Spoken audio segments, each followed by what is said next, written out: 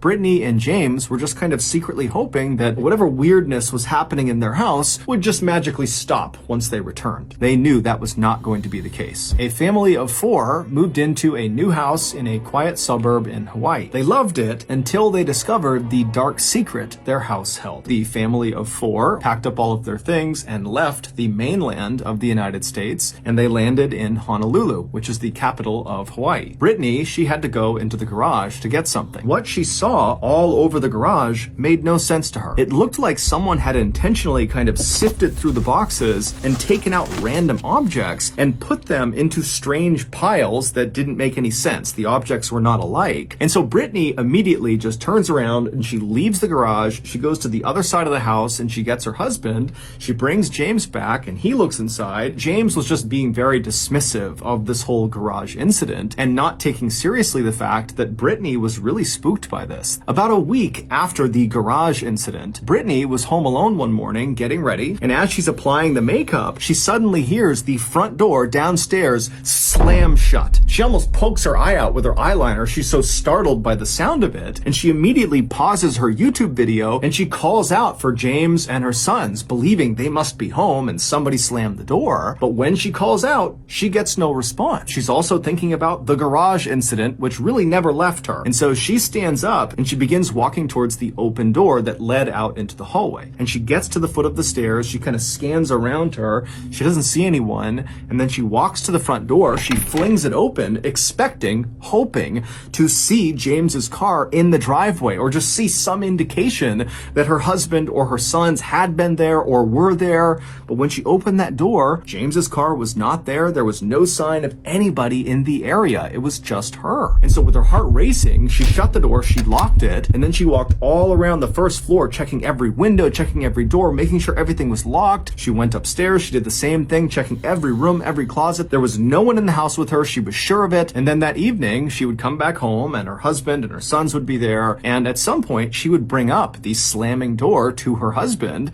to get a sense of, could that have been him? And he would tell her that no, he had not come by the house that day, so that could not have been him. But he assured his wife, don't worry, you probably just unlocked the door and a draft came through and slammed the door. You got nothing to worry about. But Brittany would tell her husband that that was just not possible, that she always shut the door. She always shut and locked the door. And then in the middle of the night, Brittany wakes up suddenly. She doesn't know why she's woken up, but she's kind of looking around the room. It's totally silent and she's trying to get her bearings. And as she's sitting there, she hears downstairs, not a slamming door, but the sound of a door opening and then shutting. Immediately, she is on heightened alert. And instead of doing anything, she just kind of leans forward and listens really intently to make sure she really heard what she thought she just heard. And as she's sitting there listening, she can hear again another door downstairs, a different door, opening and then shutting. And at this point, she begins to panic. She reaches over, she shakes James awake, and she tells him, I can hear someone opening and shutting doors downstairs. Now, James was not remotely thrilled to be having this conversation. And so he sits up, he's totally annoyed. And so finally, she just says, James, did you lock the front door before you went to bed? And so James is like, yes, I locked the front door. I'm telling you, you're hearing things. There's nothing going on in this house. But Brittany was not convinced. And she says, you know what?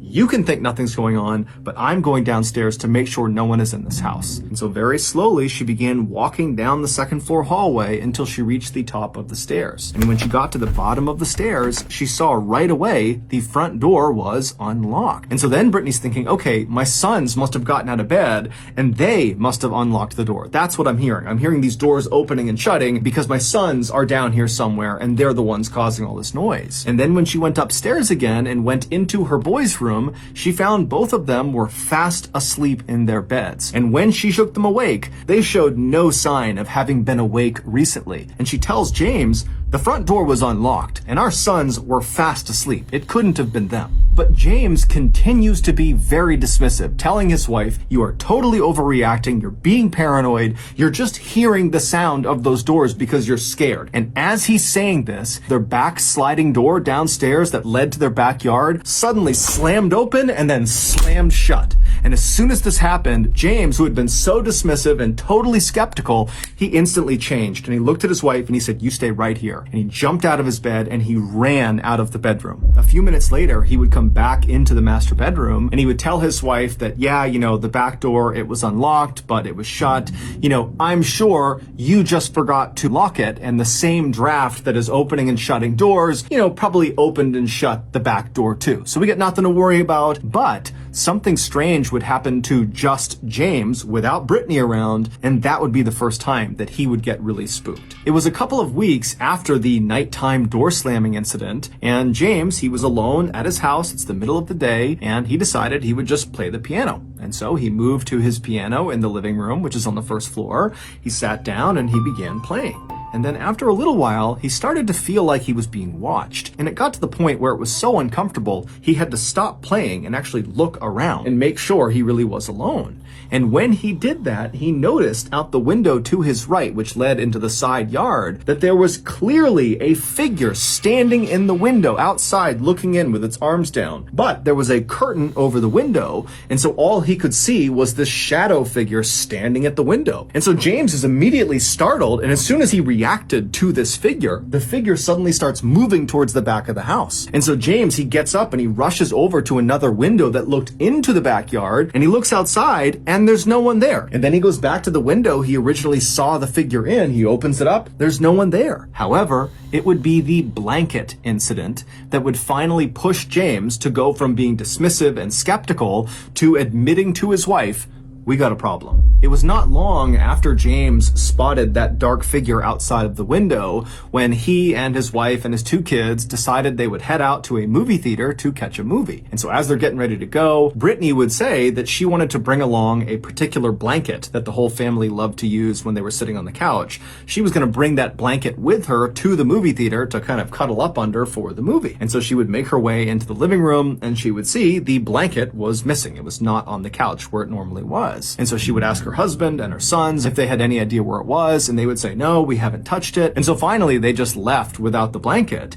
But when they came back that evening, there on the couch, folded up neatly, was this blanket. Everybody knew that blanket had not been there when they left. So how did it get there? For the next few weeks, the parents did their best to put on a brave face and tell their kids that everything was okay. But the parents and the kids were all terrified to be in that house. And that's because at night, the doors continued to open and shut. The parents decided, we just have to get out of this house. We cannot be here. We need to take a break. And so they packed up their stuff and they flew to mainland America, where they stayed with some family for a week. On September 20th, they hopped back on a plane and they flew back to Honolulu.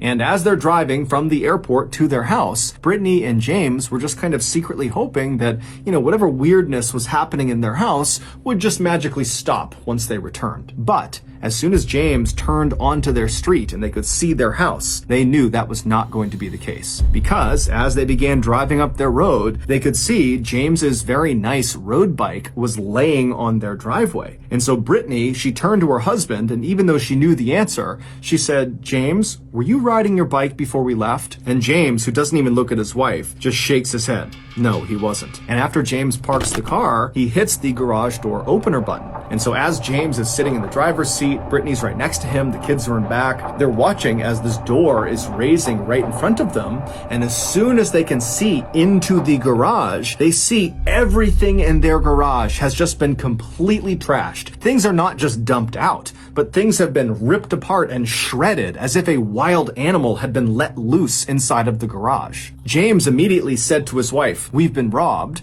And then he hopped out of the car and then turned and told his kids, you stay in the car, do not get out. And James, he went over to the side of the house and got a sledgehammer for protection and made his way to the front door. Meanwhile, Brittany would be on the phone with 911 to report that someone had broken into their house. A few minutes later, James was inside of his house and he saw the entirety of his house was just like the garage. It had been completely ripped to shreds. But what really really got James's attention was that on various surfaces, there were these medical vials. James would make his way up the stairs to the second floor landing. When he went left and went into his boys' room, he saw that room was pristine. In fact, it had been cleaned. Their beds were perfectly made with military precision, and so James would turn around and leave his boys' room in absolute astonishment, and he would walk across the second floor hallway into the master bedroom. And what he would find in there would make an already terrible situation much, much worse. The master bedroom was destroyed like the majority of the house and garage, except the top of their bed was not covered in junk. Instead, on their bed was this towel that had been neatly laid out, almost like a tablecloth. And laying on this towel, neatly spaced apart, kind of perfectly arranged, were a bunch of knives. And then next to the knives, still on the towel, was a laptop that the Campbell family owned, but they didn't use it. And this laptop was sitting on this towel, and it was open, and they clicked the keys on the keyboard of their laptop, and it illuminates the screen and shows whatever was being worked on last. And it's this long Word document. They scrolled to the top of this document, and the document was titled The Omnivore Trials, and then below that it said, A Rehabilitation for Rat-like People. And then below that, the entire document was kind of like a diary. It was a whole bunch of observations about so-called specimens, and these specimens were very clearly the Campbell family. And these observations made about the Campbell family were very intimate. In fact, the only way to garner these observations were if you were watching the Campbell family right up close, almost on an hourly basis for days, weeks, months at a time. Toward the end of this really lengthy document, the author of the Omnivore Trials came to a shocking conclusion that in order to rehabilitate these rat-like people, the Campbells, the author would have to perform several surgeries on the specimens. These surgeries were hand and gender reassignment surgeries. And then after this conclusion, there was another note that detailed all the different surgeon tools the author would need to perform these surgeries, as well as a list of and chemicals they would need in order to sedate these specimens before they performed these surgeries. And so after James and Brittany see this, they realize that those knives laying out on the towel were for them. 15 minutes before James and Brittany went into their house and discovered the knives, the medical vials, and the laptop, James grabbed that sledgehammer and walked to the front door while his wife called 911. And so James, he gets to the front door, he puts his key into the lock, he unlocks it, and with the sledgehammer in one hand, he attempts to push the door open. But despite the door being unlocked, he can't open it. There's resistance behind the door.